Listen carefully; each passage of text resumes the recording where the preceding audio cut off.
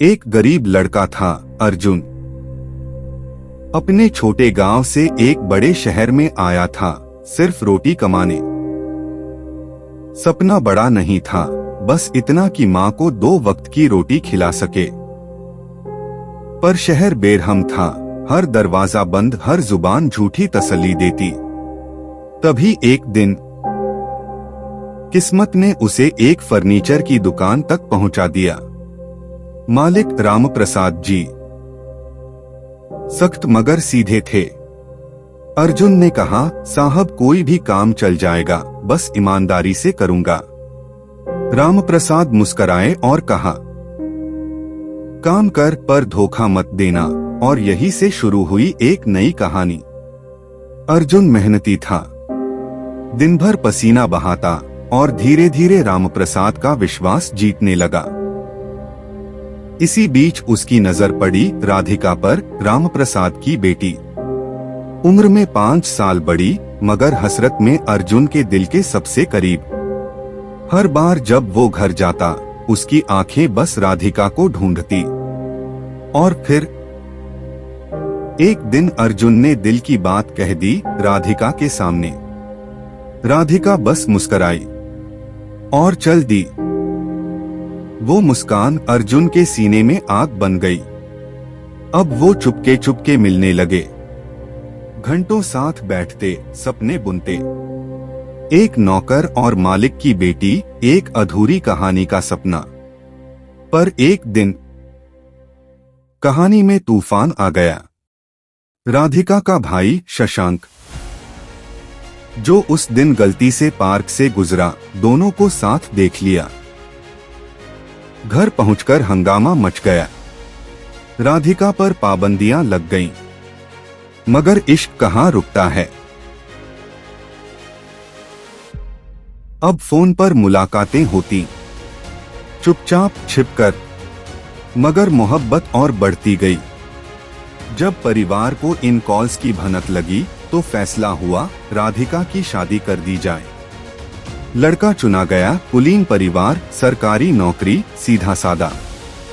लड़के वालों ने कहा, शादी 1 साल बाद करेंगे, मगर लड़की वालों ने बहाना बनाया और कह दिया, 3 साल तक कोई शुभ मुहूर्त नहीं। इसलिए फैसला लिया गया, 2 महीने में ही शादी। राधिका रो पड़ी और फोन किया अर्जुन को। अर्जुन ने जैसे ही फोन उठाया, तुरंत राधिका बोली, अगर तुमसे शादी नहीं हुई तो मैं मर जाऊंगी। अर्जुन ने जवाब दिया, तुम नहीं मरोगी, वो मरेगा जो तुमसे शादी करेगा। और कहानी का मोड़ यहीं से शुरू हुआ। अर्जुन ने कहा, तुम शादी के लिए हाँ कर दो, आगे मैं सब संभाल लूंगा। शादी हो गई। राधिका अब एक पत्नी थी, मगर दिल से अर्जुन की। रात में सब सो जाते और वो अर्जुन से फोन पर कहती, मुझे अच्छा नहीं लगता उसके साथ, कुछ करो अर्जुन, वरना मैं पागल हो जाऊंगी।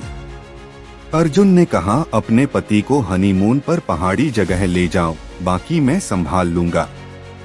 3 दोस्तों के साथ अर्जुन ने प्लान बनाया मर्डर का।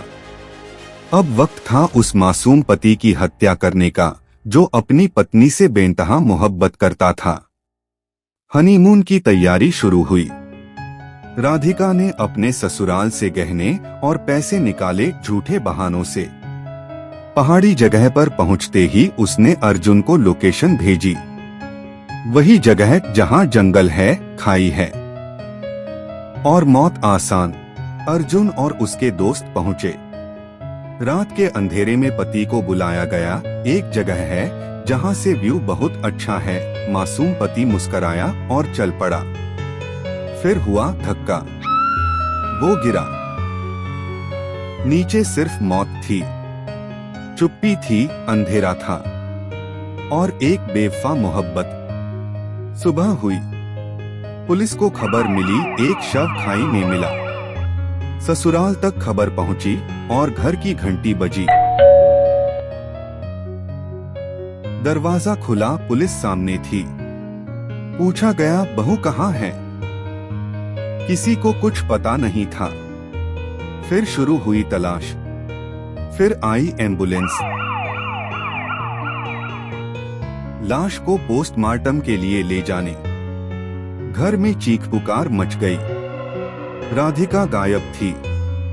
जांच शुरू हुई। कॉल रिकॉर्ड्स खंगाले गए। लोकेशन ट्रैक्स निकाले गए। पुलिस जीप की आवाज। सीसीटीवी फुटेज में दिखा राधिका अकेले लौटती हुई और 2 परछाइयां जंगल से भागती हुई। केस सुलझने लगा था।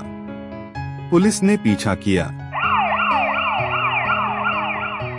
शहर के बाहरी इलाके में अर्जुन और उसके 3 दोस्त एक झोपड़ी में मिले। एक छोटी झड़प हुई और फिर हथकड़ी लगी। कोर्ट में केस चला। अर्जुन ने चुप्पी तोड़ी। मैंने प्यार किया था पर गलत किया।